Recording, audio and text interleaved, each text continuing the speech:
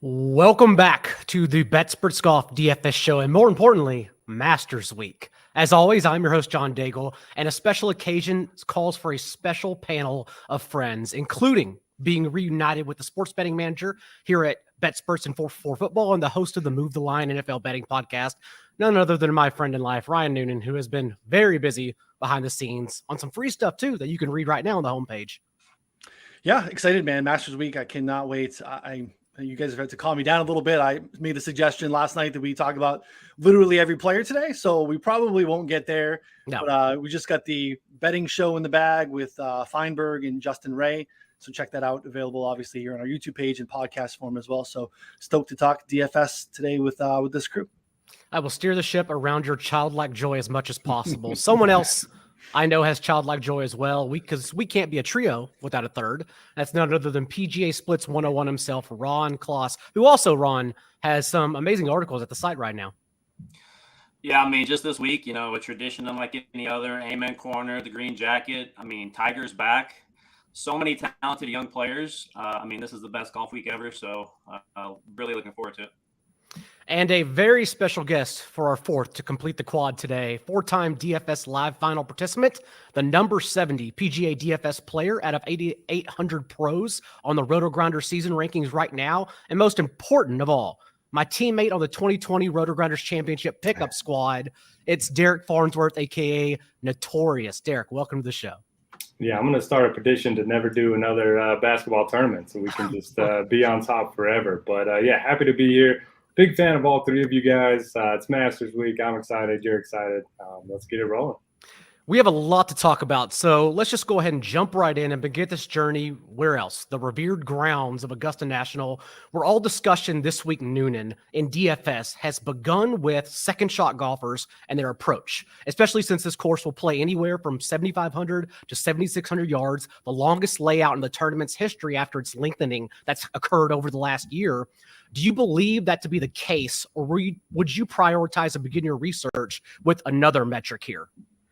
No, I think when you look at historical data here and really who's popped here all the time, it's just you got to be able to make shots. Shot makers, second shot course. The lengthening has come mostly on two holes. 11th is stretched out a little bit, and then par 5, 15th is stretched as well.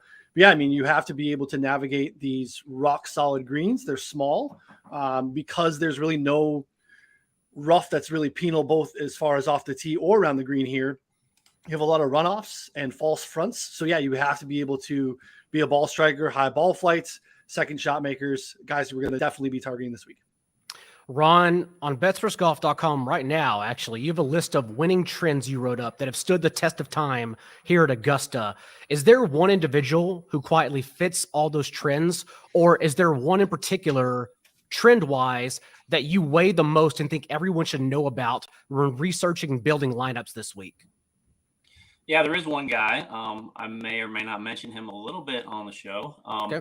But yeah, no, just tee to green, is so important here. Just kind of when you look at the last 12 winners here, and actually taking it back even further, their past 4 events coming into the event, every single one has ranked, at least kind of looking at the chart here, at least 18 strokes gained tee to green coming in. So, to me, tee to green is the biggest thing I'm looking for here as far as what kind of form are you in coming into the Masters. And just for example, Justin Thomas, he's gained 34.4 strokes tee to green over his last 4 events. And again, it kind of goes with the whole putting angle. I wrote a piece about, putting at Augusta and just, you don't have to be a great putter here. And so that's kind of one of the biggest angles I'm attacking this week. We saw Zalatoris finish second here last year. Corey Connors has had success here. So just, putting to me, just the playing field, how difficult the greens are, kind of levels that playing field on the greens. So I'm looking at tee to green a whole lot here, along with driving distance, which we'll get into as well. Is there anything else that stands out among course history, fit, trends, Derek, in your opinion, whenever you start building for lineups?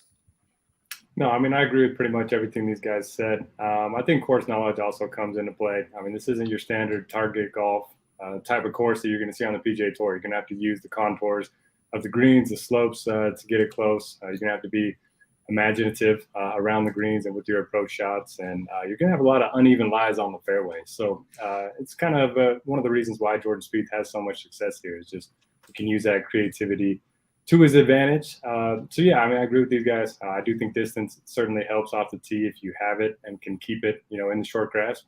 Driving accuracy hasn't played a big role here over the years, and like they mentioned, elite tee to green is certainly more important than putting this week. I'm sure what Derek just said, Ron, is something you were about to get into. You mentioned off the tee statistics, so I'd love to hear your spiel on it, because I've been back and forth, right? Knowing that length and distance is very important, but also knowing that setting up your second shot angle is also important. That's sort of what did Bryson in last year, for example. Even though you have the length, it's just your second shot, as Noonan shakes his head, since everything did Bryson in. But having the length, just the length, isn't good enough. And so I'd love to hear your thoughts on that. So yeah, so distance off the tee is obviously vital here. It has one of the highest driving distances on tour, averaging 295 yards a drive. 12 of the past 13 winners ranked in the top 20% for driving distance in the year leading up to their Masters win. I mean, you have the fourth widest fairways on tour. Half the driving holes don't even have fairway bunkers, and there's really no rough or hazards to worry about. So it's pretty much a true bomber's course. You can definitely target players who are a bit wild off the tee. And, just taking that angle a little further, distance helps to score better on the par fives, where, if you look at the last 5 winners have been 50 under par for par five scoring. So that's one part of it. And then the caveat that you kind of mentioned relates to, just you want to be in the right spot on the fairway for sure. And so that will give you a much better angle to the green. So accuracy does matter, but I'm kind of dropping accuracy as far as what I'm targeting this week.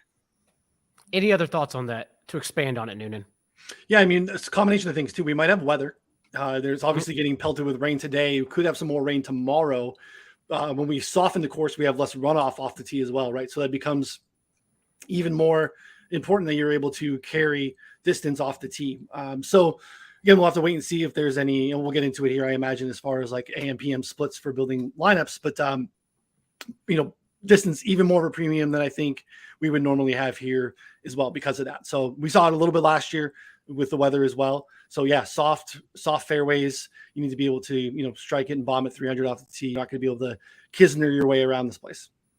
On top of how we build lineups for splits, I also think how you build lineups for contest selection is more crucial than ever, Derek, if only because you look at last year's Millie Maker winner for the Masters, and that lineup actually had an aggregate ownership of 117%, well higher than what we typically build. In my opinion, I'm curious to get your thoughts on this and how you're building for top-heavy tournaments like that. It's not just good enough to get 6 through, right? Like, it's not good enough for the stars and scrubs, and like at least in paying down for the cheapest scrubs. I think you also need these scrubs that could go T20 on you, because otherwise it's not good enough for this heavy Masters builds. Yeah, I agree 100%. T35 finish from somebody in the 6K range is pretty good most weeks, but not at the Masters. You're going to see a much higher 66 percentage, and you're going to see more chalk hit than most weeks. I want to give a shout out at DK DFS on Twitter. He ran a little spreadsheet where he looked at the top owned players of the last 5 years at the Masters, and they pretty much all crushed. So you're going to see chalk hit here, and part of the reason why the aggregate ownership is higher in these Millie Maker lineups is because the field is a lot smaller, and the actual field that you're considering is even smaller, because you're going to have 10 guys that really have no shot at even making the cut. So I think that all plays into it. But to your point, with you got to have the proper roster construction for the lineup or for the contest that you're entering. I think that's incredibly important. If you are playing chalk at the top, you're going to have to differentiate elsewhere. If you're playing cash games, you obviously don't need to worry about it. And then if you're playing like the smaller field stuff, you're going to see some really concentrated ownership. I think in the $4,000 a Millie Maker on DraftKings, we could see a couple guys get north of 30% ownership. So it's kind of a tough decision point there, whether you want to, just eat the chalk and differentiate elsewhere, or, take a unique roster construction. There's a lot of ways you can attack it, but just knowing what type of contest you're in is important. And we'll talk about our case-by-case scenario and how we're playing individual golfers as we move along to those pricing tiers. But Ron, is there anything else you'd like to add on how you are approaching top-heavy tournaments as well as single entries this week? Yeah, like Derek said, I mean, you just need to find a way to get different. I mean, some of these sizes are so large. So yeah, I'm kind of maybe, kind of stepping out into the Tony Finos of the world here, guys who are maybe are not in the best form. And honestly, I'm kind of relying on my trends a lot here. Some guys who, a guy like Joaquin Neiman, who he's really been on fire tee to green. I don't know if playing with Tiger will have any effect on him. Maybe that's an angle we can get into. But before that was announced, I was in love with him this week. And so, he's a guy. But as we get down the board, definitely targeting kind of those lower ownership guys. And, you don't have to have, I think, the Millie Maker lineup last year. I think Hideki was the only guy that was single digits. And so you don't have to get too crazy, but, at least trying to maybe get one or two guys who are low owned is what I'm shooting for. Let's go ahead and roll into the top tier players on DraftKings and FanDuel. And Noonan, while you're speaking on this, you can also speak on the splits, because assuming it does rain tomorrow, the issue is in this elite tier, what has happened, my personal belief, is because they wanted to set the stage for Tiger in the morning. They pushed the murderer's row of 3-ball groups down to the afternoon. So you have Rahm, DJ, Morikawa, Hovland, Rory at the 10K cutoff. These are just a handful of guys that are in the afternoon instead. And so if we're trying to play the slower fairways, the slower greens because it's wet, you really have to think about how you want to roster, if you want to roster those groups. So where does it start at the top for you? Yeah, it's loaded, and I don't really see that there's any. Again, we're still a little bit early out. It's Tuesday afternoon, so we don't necessarily have ownership dialed in. But I don't see anyone necessarily standing out. I think maybe Justin Thomas ends up being the highest owned because he is a little bit of a price break compared to the other guys. As you mentioned in the earlier wave, which is nice of them to do for Tiger, by the way. Tiger gets the longest break he possibly can from round 1 to round 2 to make sure he's got time to ice up, and any pro Tiger stuff is I know good for Derek and I. Ron is a Tiger hater this week, but we'll parse through that later. We'll get there. They're obviously all good plays, right? This is why it's super hard to make a betting card this week. It's going to be hard because we want to make these decisions sometimes simply based on ownership, because there's really not a lot that's going to distinguish this tier from the peers. So there's nothing really that jumps out at me. I'm a DJ guy this week. I love him in the betting market. I think he is kind of under the radar. I think he's playing better than people think he has been playing of late. So if he was going to be a little bit to the tail end of the ownership, is kind of what I'm seeing so far, I'm interested to go there. Again, Rahm is going to be probably pretty popular too, because you're not going to have to pay the top of the board prices we've been paying for 6 months on Rahm. So again, it's just kind of finding, more so than a singular guy, I think it's really how do you pair the top of the board and trying to be as unique as you can in groupings at the top. Does an all-world field like this, like Noonan mentioned, Derek, does that force you to begin stars and scrubs, and not the scrubs like we talked about earlier that won't help you even if they do make the cut, but someone we have confidence in below 7K that can have a top 20 finish? Does that make you want to approach your lineups as such, knowing you want to perhaps jam a couple of these guys in? To your earlier point, it kind of depends on what lineup I'm talking about. So in my main lineup that I'm using in small field stuff, I actually like the idea of starting below 10K and getting, I think there's a lot of win equity in the 9K range, and you can get 2 or 3 of them in the same lineup instead of starting in the 10Ks. But then in MME, there's certainly a ton of win equity, up there. So I think it just depends on, what contest I'm talking about. But at the same time, yeah, this 10K range is tough. Usually there are, just 1 or 2 that really stand out to me, but you can make a strong case for all of them. I think my favorites are going to be Rahm and JT, but that's the case for pretty much everyone that's playing this week. So I'm not really seeing a lot of differentiation up top for me. The guy that I think is getting overlooked is Victor Hovland. I know he struggles around the greens, but he might be the best ball striker in the world. We've seen him win 3 times in the last 6 months, and he's not getting talked up by anybody. He's much better putter than he's given credit for. So if he can just keep it together around the greens, I think he could be interesting at low ownership. Hovland also, Ron, because his 10-1 salary on DK is overshadowed by Justin Thomas, who is everyone's favorite, just slightly more at 10-3. Morikawa was also considered an intriguing contrarian option at 10-2. Thomas, though, Ron, happens to fit every single one of your trends on your article at betspertsgolf.com. Yeah, he's been so close too.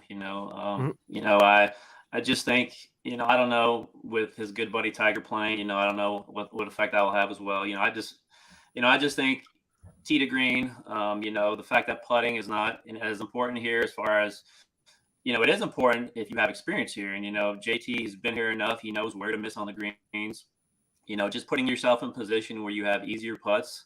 And he's even been quoted as saying, sometimes he's got to have the patience to, maybe hit his approach 40 feet from the hole and just settle for a 2-putt and just kind of play more conservatively. And so, I think if he can do that, that will play here. And, for me, just looking at the top, I really don't like the 9K range as much. I like Xander. I like Zalatoris. But for me, I'm going with Rom, DJ, and JT. Probably most of my lineups will start with one of those three guys. I think, Noonan, correct me if I'm wrong, where I'm at on Tuesday is the contrarian options in this range would be just going straight to the top and clicking Scheffler, just at 11-2, struggling to spend up for him, even though he is the 25-year-old number one player in the world. And then I don't think anyone wants to play Rory after last week's performance, which is actually the best case scenario. Even as someone who had 30% Rory last week, this is actually the dream scenario to roster him after a bad performance, knowing that this was probably on his mind this very moment. Yeah, I think the early ownership numbers on Rory are a little high. I think we do see him because Cam Smith is popular. We know Jordan's history here, just a little bit below him. So I think those guys probably steal a little bit there. People want to spend up and make those decisions. If you have to make one pick in the top tier, I understand why people are going to go that way. So yeah, I mean, I don't love Rory, but again, could there be a better situation where the Tiger tornado that comes along and steals all the attention? He doesn't have to deal with all the stuff that we hear historically here with his quest to finish the career Grand Slam. No one's talking about that this week because we got a new world number one. We got Tiger. There's so much other attention to be had. And again, Rory kind of laid an egg last week. And again, probably should have known, right? He was back and forth from Augusta doing practice rounds. He wasn't super dialed into his time in Austin. So yeah, I mean, I think Rory and Hovland, to Derek's point, probably come in the lowest of the bunch. And if that gets closer to the low teens as we get closer to tee time on Thursday, it gets pretty interesting.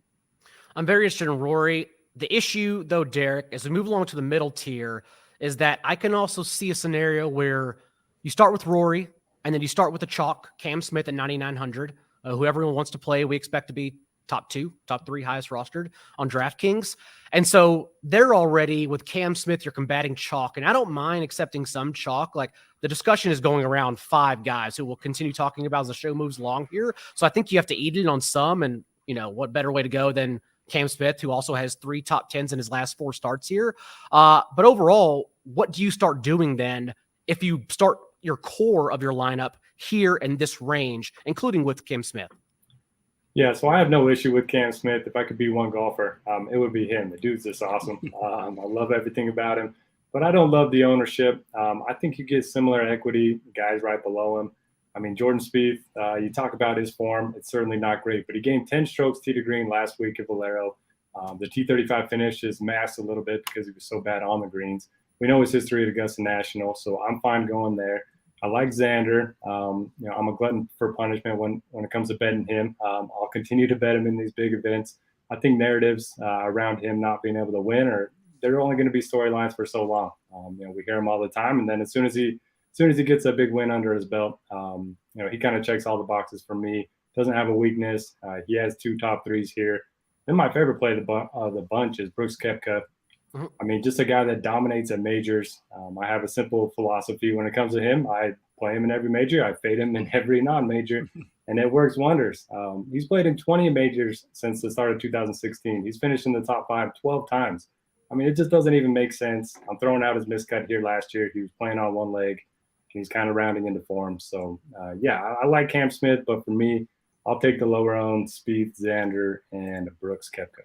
Whether I play Cam Smith or not, I will add a +1, 2 thumbs up for Jordan Spieth, if only because the past 2 weeks alone, we've seen highlights, lowlights of his putting, and those were significant anomaly performances. At match play, the second fewest strokes gained putting in his last calendar year, and then just last week, the fewest at Valero in the last calendar year. I'm assuming even a simple regression, he's putted well as here as well, is just fine for us. So I love Jordan Spieth at lower ownership as well. Noonan, where does it start for you in this range? I'm with Derek. I mean, I cannot back Brooks Koepka enough. I think there are a few different factors, right? So Derek mentioned like injuries. I think we've seen him come here this healthy in a number of years, dealing with both knee injuries, a hip injury, a wrist injury. So yeah, I mean, I completely throw out the missed cut and even some of the, off-season, swing season stuff. When we've seen him play well, Feinberg's pointed this out on our betting show the last couple of weeks. He started to play well at places that he historically shows up. Did it in Phoenix, where he got some of that late Sunday smoke and got into the mix there. T3 there, played really well at the Valspar. Again, this is just one of the best players in the world that is at a course that he's comfortable and familiar with. And again, another reason people aren't paying any attention to him this week, because there's so much other stuff going on here. He wants this. No one takes better care of their people than if you're a champion at Augusta. He wants that when he's an old man. Give me that green jacket. Let me, roll out here and be a ceremonial. Like, he wants that. So there's that window is, I don't know that it's closing per se. We're getting into the early 30s, and this new wave of young 20-year-old guys are coming along and pushing him out. So like, we still are kind of at that tail end of his peak. I think he's got to do it sooner than later. So Brooks is my first, and Zalatoris. Again, ball striking, distance. I'm not super worried about the putting splits. He is still negative strokes gained putting on the season. But if you look at the last like 5 or 6 outings, he's a little bit less negative in each round. So again, if we can continue to get those show improvements, he was top 5 here in strokes gained putting last year on his way to a debut top 2, which just, you don't see a lot happening here. Is his first career victory going to come at the Masters? That's a little tough, but I think the pedigree is real. I think he's going to be in the mix, and I love him here this week. Even as someone who golfs, please explain to me, like I'm 5, why he added weight to the toe of his putter. Well, it's probably something on his way back or way through that is just not lining up straight. And, you have to find whatever works for you. These guys have access to things that we do not have. So they can get all that lined up on a laser, to understand how far offline you're coming. If he's, straight back, straight through, or kind of that rotating back through, he's probably just offline, and the weight helps. So we have heavy leans, Ron, in this range on Brooks, big game Brooks, and Spieth. But you also, the first person you mentioned when I asked you a few minutes ago was Xander Schauffele, who, as we remember, was giving us drama last year on Sunday until 2 water balls on 16. So what is it in Xander's game that makes him stand out for you? Yeah, I mean, even from a DFS perspective at 9,600, I mean, you don't really have to need him to win. And just his consistency, even in majors, he's been there over the last 2 years. He's been in the mix, and just kind of when I did my trends piece, he fit 15 out of 16 trends, and so he's a guy who, whether you're talking about distance, you're talking about tee to green form coming in, just the consistency, and so I don't need him to win to play him in my lineups, and with his ownership kind of in, that 14-15% range, that's fine to me. So I think, Noonan, that a player like Berger, for instance, at 9K, DeChambeau at 9,100, I think that's enough to where you say those salaries are very similar to a Brooks, a Cantley at 9,500, a Schauffele at 9,600, that you could roster one or the other. So they are contrarian option. Is there any interest there for you, low 9Ks, or are you still confident in your Brooks, Spieth, Schauffele, that range? Yeah, the low guy for me is Zalatoris. Okay. Yeah, so I always love Berger. I just don't know that I love him here per se. There could be something to just the low ball flight. He has not shown well on the greens here historically. It's a guy that I typically back, but I'll hold off and catch him on another week here. But I kind of like some of the guys in the 8s a little bit, but Zalatoris would be kind of my low guy in the 9s. Derek, what about you? I'm not playing any Bryson, probably not any Berger, but one of my favorite videos is, last year, Bryson warming up on the range, just hammering drives, and Vijay Singh just standing there just in amazement. Somebody posted that today, so I got a good laugh out of it. I was reviewing picks for our Prize Picks article on the site right now and took Bryson under 8 fairways hit, I think it was. And you would think like, okay, you just look at last year, hit the 4th fewest fairways of the entire tournament at the Masters last year. He's like, okay, well, last week, the past couple of weeks when he's returned from the wrist injury, you would think he's hitting more fairways because he hasn't been using his driver. He's been clubbing down or clubbing up, and thus slowing down, and you would think being more accurate. But even last week in the 2 opening rounds he played, just 35% of fairways hit, like a disaster right now. I am concerned, but if you want to chase the power, that's there. I'll leave that for me to decide. Probably that's it. I already know what you decided. You are 100%. I'm trying not to overweight on Bryson. I'm trying. It's not fun. I'm trying not to. But we need to get into the 8Ks because that's where DFS becomes fun. And Derek, as the man with on Twitter, your cover photo right now, your header is Tiger Woods. So I'd like you to begin your thoughts on how to play Tiger Woods in DFS at 8,500 on DraftKings. Well, I watched his little interview today, and as he said, he's not going to tee it up in any event that he doesn't think he can win. And that's enough for me. I don't think I'll have a ton of him on DraftKings, but on FanDuel sitting at 8,800, I think that is a very good price point. He's had, 5 green jackets. He's never missed a cut at the Masters. And my biggest bet ever, I just placed last night on Tiger to make the cut at plus 120. That number's come down a bunch since that point, but hey, man, sign me up, man. I can't wait to see Tiger out there. Even if he's not in contention, I'm just excited for it. So I don't know. Look, I'm a big Tiger Woods homer. I don't know if he's a great play in DFS, but I'm going to be playing him anyway because that's what I do. Before getting one certain individual to play devil's advocate, playing Tiger Woods at 30, 35%, whatever he's going to be, I assume, right? You also know then that's one player you're eating the chalk on. How do you handle that if you're playing him with like a Cam Smith, a Corey Connors, who we'll get to in a bit, someone like that? Are you differentiating your lineups to the extreme in that case? I'm just curious to get someone's thoughts since this is a major option for people. Well, I honestly think the higher dollar entry you're in, the lower owned Tiger is going to be. I would be surprised if he's over 10% in any format on Interesting. DraftKings. Okay. I mean, potentially in the big milli maker with a lot of casual money in there, but something $100 or up. I just don't think he's going to be very popular. Awesome. I love to hear that. Ron, coming to you since you were the one with the conflicting opinion on Tiger Woods and DFS.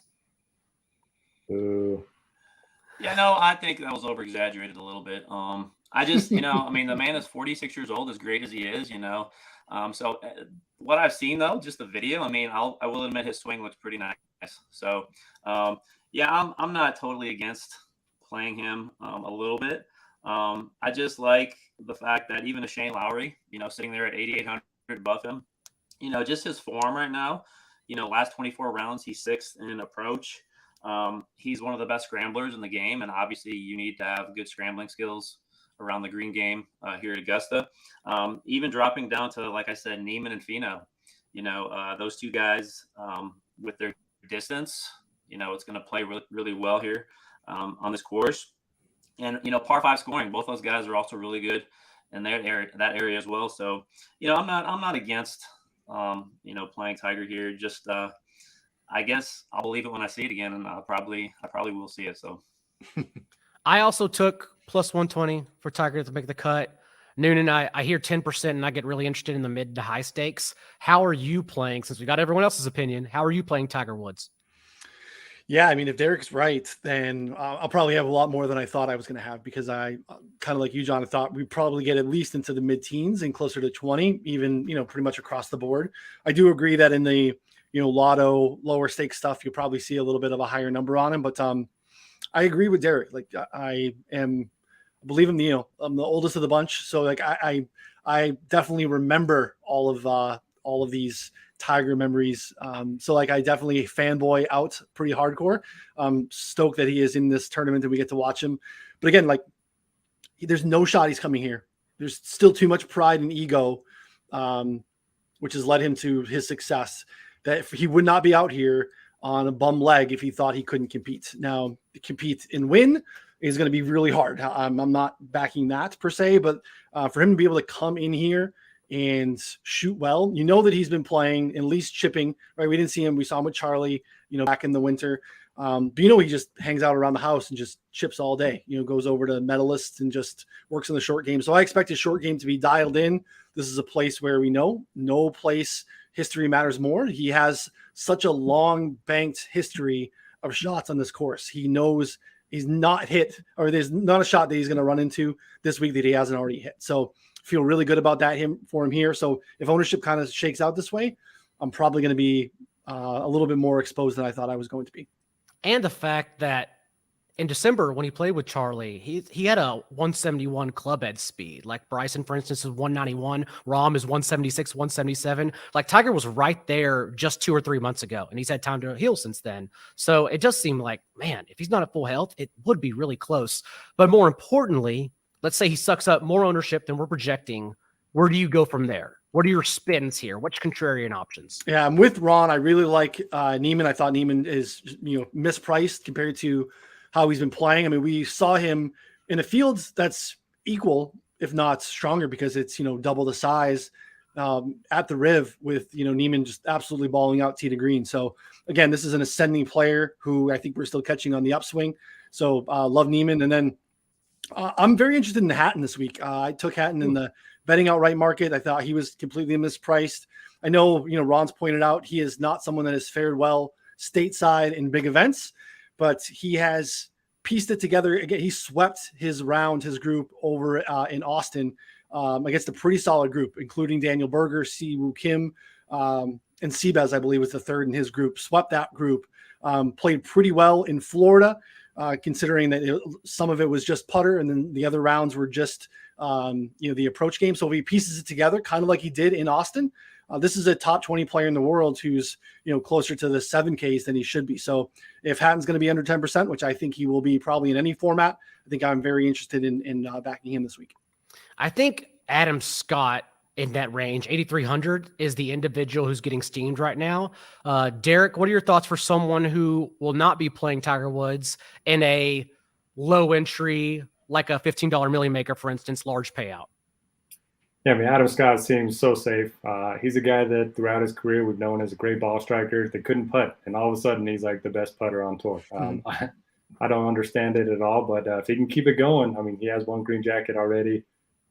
He did end his cut streak at the Players a few weeks back, so maybe I don't think that has anything to do with anything, but I think he's a very strong option. I agree with Ryan on Hatton. I think that's very interesting. He's finally figured this place out with the top 20 here last year. And then my favorite low-owned play in this range is going to be Louis Oosthuizen. I play him at every major. I mean, he's a guy that just shows up for the big events. He finished second, third, and T26 in the 4 majors last year. And just because he's had some middling results recently, nobody wants to play him.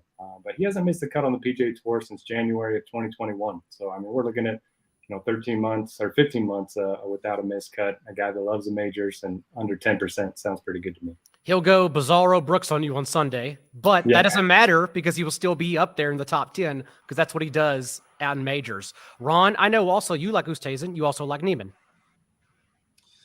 Yeah, like Derek said, like Louis, even though his form is not great, he just seems to show up, in majors and especially on these tough courses. And yeah, Neiman, like I said before, 19th in approach. The big thing about Neiman that really has me on him is the improvement he's made in his around the green play. Like when I was running the stats, he's 13th in the field over his last 36 rounds around the green. And just even a year ago, he was on the bottom side of that. And so, he's put in a lot of work in that area. And so, especially with all the tight lies and the chipping that they're going to have to do today. And as far as the undulated greens, he's played here a couple times, so he's kind of gradually building up that memory bank. And so, I kind of look for him to take a big step forward this year. Derek, I want to close this tier with your thoughts on Shane Lowry, just because I've seen my models, seen Ron's models, I've seen the RotoGrinders models. Shane Lowry pops. He's the model guy this week. And despite that, I'm pretty sure he's still going to be single-digit rostered, which makes him very interesting. What are your thoughts on playing Shane Lowry? Or do you believe like he's actually going to get owned much higher than that too? Oh, man, it's hard not to like Lowry. Other than, he doesn't have any amazing finishes here, but back-to-back top 25s. Obviously won the Open a couple years ago. And, based on the early forecast, looks like it's going to be pretty windy. I think the windier it gets, the more it favors a guy that grew up playing, in the wind. So I certainly can get behind that play. And I wanted to mention, are we factoring in the Tiger factor with Louis and Neiman at all? Like, what does it do to these guys playing with them? Noonan? It makes me a little nervous on, especially a guy like Neiman who just doesn't have the reps. Like, I don't know that Louis cares too much about that. And again, there's no way to quantify it, but I definitely, similar to Ron, I'm bummed to see Neiman in that group. So I'll still have him somewhere. I'll roster him. Still going to be a priority for me, but I would have liked to have seen him with Sandy Lyle and an amateur heading out early. Well, what I'll say to that really quick though is, just remember Neiman just won Riviera, so he's had that pressure on him recently, and so just maybe the whole maturity process, so maybe it won't bother him as much as people think. Noonan, let's start with you to spin off the next tier, because the conversation, whether we think it should or not, will begin with Corey Connors and Russell Henley. So tell us how you're approaching this. In my opinion, really quick, Connors is the one individual I think I'm going to eat the chalk. It's an old great Eric Crane saying, and that when the sites get something wrong, you just go over the field. You don't think about the fade. You think about playing more than the field. And I just think at this price, 7,600 on DraftKings, they just got it wrong. And so even though we expect him to be 25 to 35% in every contest, I'm okay with it. Yeah, I think he is a really good chalk too. There's going to be some in this range. And the other guy that I think is going to be, I don't know if he's going to be close, but I think he probably should be. And that's Matthew Fitzpatrick. I think he is egregiously priced as well. It's 7,700. Fitzpatrick's just been a guy that I never roster. I never bet, because he's similar to like Jordan historically, where he gets it done with a lot of, I don't want to say smoke and mirrors to discount their around the green skills, but a lot of times it's just chipping and putting. And now we're seeing this improvement from a tee to green standpoint from Fitzpatrick that seems to be sticky. Like he is approach is just significantly better. He's hitting the ball a little bit further. He is just kind of a little bit of a different player. So we're getting him at a discount, I think, kind of maybe at his old skill set. So I'm happy to eat chalk with Fitzpatrick and Connors and single entry stuff.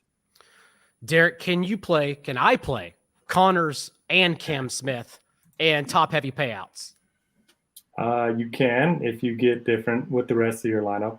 If you take somebody, in the 10K range that's not getting a lot of steam, Morikawa, maybe a Hovland, I think you can get away with it. But I agree on Fitzpatrick. I like that Ryan brought up the increased distance off the tee. He hasn't had a lot of high finishes here, but he's been very consistent, which I like. And again, if it gets windy, I think that kind of favors the European Tour type of golfers. Connors, he was underpriced here last year, came in the top 10. I certainly can't, complain about that. The guy that I think is kind of getting overlooked is Paul Casey. Look, if he wasn't in the match play at all, if he didn't have to withdraw from that, he would be coming off of a T3 at the Players, and he was one of the highest owned golfers here last year. He plays well here pretty much every year, and now just because of that back injury, everyone's kind of scared to play him. So I really like him as a pivot away from those two if you want to get a little bit different in this range, but I think all three of them are really strong options. Your thoughts, Ron, on the chalk there with Henley and Connors, and I also know you have mentioned Casey as well in our Slack this week. Yeah, Noto kind of stole that from me, but I just kind of I put a tweet out there that I took kind of all the tough strokes gain approach courses that are played on tours, like all the major courses going back to 2018, and Paul Casey finishes fourth in the field, gaining 0.92 strokes per round on approach on these tough approach courses. And so, just that factor with him, and, I have him at like 10% ownership right now. And, I don't know what that'll happen between now and Thursday, but, he's a guy that everybody would be on if he was in any kind of recent form. And so Fitzpatrick's another guy. I got an outright on him.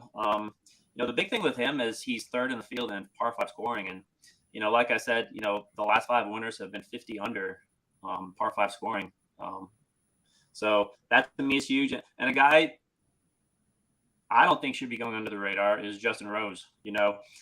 His finishes here have been pretty amazing. He finished 7th last year, 12th back in 2018, 2nd in 2017. So he's a guy just course history, experience-wise. If the wind kicks up, tough conditions, he's a guy that I kind of think thrives in that as well.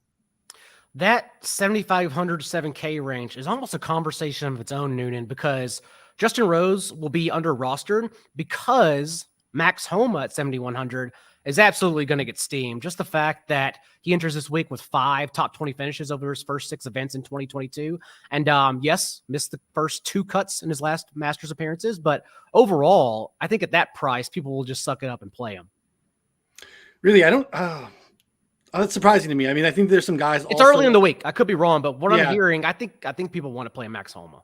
people love Max Homa, right? Because he is fun on social, and we love him in our little bubble because he'll rip people, and I like the little swing bit. But I mean, there's a couple guys right there, just a little bit below that I like quite a bit more. So I mean, Siwoo Kim I think is just better than I think his baseline is. He's continued to improve. He's fared well here in his career early, and again, fairly good form.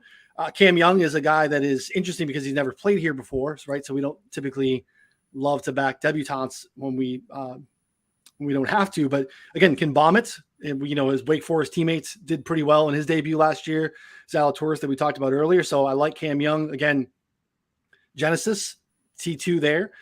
So pretty nice track record. Again, tough field on a place where you can really let it go off the tee. And Bobby Mack, right? Lefty. This place has obviously fared well for left-handers. He was 12 last year in his debut. It's been kind of middling to start the year. So there's nothing statistically that jumps off the page. It's like, the form is on fire for Bobby Mack, but I think his game fits well here. And again, it's just a young kid that I think will want to buy early. So I think those guys make a lot more sense than Max Homa to me, but maybe I'm wrong, and I'll be happy to be light on Homa if he's going to be chalk. No, it's good you see it that way, because again, if Max Homa is who's garnering all the attention, then getting on those guys, including big game Bobby, who I have a top 20 bet on right now, that I'm very excited about. Ron, what about for you in paying down for that range? You already mentioned some guys higher up who interest you, but is there someone else you go to in that lower list of players? I mean, Luke List at 7K 7.0, I mean, that just his tee to green, if we're focusing on tee to green guys, he's a guy, I know he hasn't played here in a while. I think he's only played here one time actually, but just tee to green for him. Like you said, McIntyre just in majors I know he's so young, but he always seems to rise to the occasion. And another underrated part of his game is his around the green play. Gary Woodland, I got him kind of around 11-12% ownership right now, but I really like how his game is looking at the moment. And just a guy who can par 5 distance. He's another guy at 6,900 that I'm also looking at here. Derek, you can start us off in the high 6K, the dumpster diving range. If you think Daigle, can I regretfully do one more? Yes, no, please do. Please do. Yeah. This is so painful. And I hate that people are watching this. People are going to listen to this. Patrick Reed, he's been awful, right? But the last couple times out, he's been better. And we know that this guy loves this place. Came in here last year with really no form, and I mean, he had the Farmers win, but outside of that, not great. And then finished 8th. He's did it the year before, no real form coming in, and finished 10th. So again, he has been, I think he is 148th out of the world top 150 in ball striking over the last 6 months. It's been really bad, but again, the putting is really good. He didn't win the group in Austin. Lost to John Rahm, but from a strokes gain standpoint, played really well, dropped a bunch of birdies in that play. Again, that's kind of a tough event, but if he picked up anything from that and no one wants to roster Patrick Reed, I will probably jump on that grenade and have a little bit of Patrick Reed, which is something I typically don't do. I would say the good thing about Reed, the 7Ks we mentioned, and Luke List, big game Bobby, Cam Young, the thing is Mark Leishman is getting talked about a little bit. Max Homa, I know, will be rostered. Corey Connors, we've already talked about 7,600. Russell Henley at 7,800. And so I think that's kind of where the ownership goes in this range. Derek, is this where it stops for you? Or is there someone that stands out below 7K, knowing that the Masters, it's more of a 60 to 70 golfer field than they let on? Yeah, to your point at the top of the show, we're not content with the T35 finish from anyone in our lineups this week. So I honestly don't love anyone 7,500 or below. So that's kind of the reason why I'm starting in the 9K range with my main lineup this week. I think having Casey or Connors as your cheapest guy makes the floor of your lineup really high. But if we are dumpster diving for MME, I have my eye on 2 guys in the 6K range. First going to be Cam Champ. It's kind of a blind play where you just you play the bomber angle, you play the fact that he's 2 for 2 here, both top 30 finishes, and a lot of people are talking up the distance to apex stat. Just being able to hit the ball far and high. He's first in 2021 and 2022, so I'll take a few shares of him. And then my favorite play is Stuart Sink. So he's played the Masters 13 times. 9 cuts, 7 top 20s, coming off of a T7 at the Valspar, his best performance of the season, coming off of a T12 at this event last year. And he's a lot longer than people might give him credit for. In 2022, he's 12th in this field in driving distance. I got him at 25-1 for a top 10. I want to say I've single-handedly moved that market because I was telling everyone to bet it last night, down to 18-1. But those are only the 2 that I have my eye on right now. So I'll sit back and take some notes while you guys give your So comments. admittedly, I also have Stuart Sink as my favorite player below 7K. Even looking back at his master history, he actually has the second highest rate of greens in regulation year to date of any player at Augusta. We talk about approach shot being so important. Like, why not Sink, who, as you mentioned, is also adding distance to his game later on in life as well? Noonan, where does it start for you, if anyone, in this range? The one guy that's interesting to me is Brian Harman. So 6,800 for Harman, who fared well here last year, came in exceptional form. He had a 12th place finish here. Up into that, he had a T3 at the Players, made it to the Elite 8 in the match play. Doesn't have that form this year, but he added the Valspar to his schedule, and he finished top 5 there. So, like, he is playing pretty good golf still. Again, we know he's typically underlooked because he is not necessarily a bomber. Little guy, little lefty, but lefties fare well here. And 6,800 for Harman, who can get smoking hot with the putter, is pretty interesting to me. I'm also kind of with Derek. I don't love a lot down here. I think Thomas Peters is interesting. Cam Davis is a guy that has been kind of off the radar for most of the year, but can hit it really far. Ron's putting splits article showed that no one gets a bigger bump on bent grass than Cam Davis. So we know that, Aussies kind of like this. We talked about Leishman there, Cam Smith, Adam Scott. There could be something to that. So Cam Davis is probably going to be 2% owned. Again, if you're looking to go a little bit of a top heavy lineup and you need to throw a dart down there, he'd be one that I would take a look at. But again, I'm trying to stay above that and not have to go really thin down there because, again, you're risking miscut, which you don't really want to do here. And then again, you can get a miscut or make cut, and he's kind of fighting for a top 45 finish with not a lot of birdies. So I'm trying to stay above it. Unbeknownst to many, Noto, you are actually the Brian Harman whisperer. So what's your spin really quick on Harman this week? I mean, it doesn't take much for me to roster Harman. He's a guy that's won me a lot of money over the years. His consistency really tailed off the last, 8 months or so, but he's starting to recover, some of that ball striking. I think he's a Georgia guy. I think he's, very familiar with the course in the area. So, I'll add him to the player pool. All right, Ron, kicking it to you for your bargain bin players if we're trying to spend up on multiple 10K guys. Yeah, well, I love Peters just from the distance angle, and he does have, some experience here. The one guy I'll mention that hasn't been said yet, Eric Von Ryan. He doesn't have the experience. I think he withdrew with an injury last year, but he seems to always play well in these big events where it's a really tough field. And, approach being so key here, he's 10th in the field over the last 24 rounds. He's really good from that 150 to 200 yard range. So he's the one guy I'll say from here that I really like. I want to end the show with everyone's most responsible hot take, whether it's their favorite bets, their favorite DFS option. Noonan, I want to start with you.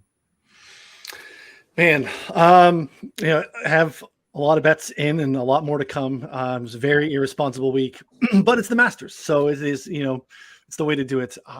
The more and more I think about it, I want to be overweight on Zalatoris.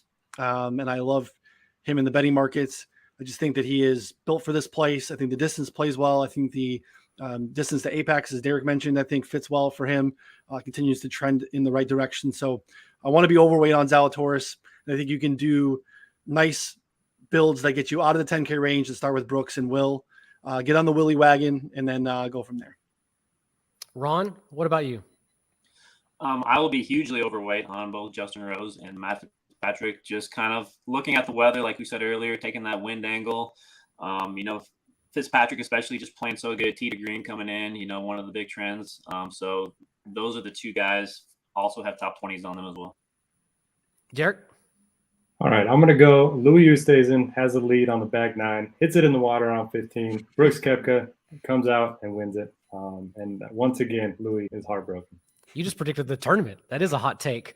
I'll give you quick 2. One, that is I will be starting my optimizers with Spieth and Sink and then letting it spit out whatever's best, because that leaves you open to either roster too expensive golfers, or if it tells you to play in the mid 9Ks, I'm okay with that too. So those are the two golfers I definitely will have in single entries. And then also the hottest take of the week. Bryson tees off 11 minutes before Tiger. No one's going to follow him for every shot. This is your one chance to watch Bryson play the Masters with no one else around. So that's what I would be doing if I win the impossible lottery. Derek, tell them what you have coming up this week. Yeah, so you can find all of our stuff at RotoGrinders. We have shows, articles, surveys, pretty much anything you can imagine. You can find my bets at scoresandodds.com, and I appreciate you guys having me on. It's been a blast. Ron, what else do you have coming out for everyone this week at Betsperts Golf? I got a player quotes article about just about the Masters, the Augusta National Course coming out here soon, and then a betting article, and then first round leader tomorrow morning. So looking forward to that. Noonan, send them home with something good. Betting article got submitted just before we took off here today. Still have the player's guide on the site, which is free. My thoughts on every single player in the field. Again, the betting show is already in the hopper. And then tomorrow afternoon, Ron Feinberg and I, along with a special guest, are going to be doing a roundtable, talk a little bit of betting, talk a little DFS, kind of final thoughts. We'll have a little bit more ownership stuff dialed in, a little bit more weather stuff dialed in as well. So again, the subscription half off, $99 for the year over at betspertsgolf.com. Definitely want to check it out. And with that, you could read our favorite value plays for DFS that'll be coming out Tuesday night. We've hit 2 winners in a row, actually in the under 8K range. So we've been on a hot streak. And then our best bets will be up by Wednesday morning. So until then, great show, gentlemen. I know everyone is excited like us. So to everyone out there, good luck this week. Enjoy the Masters.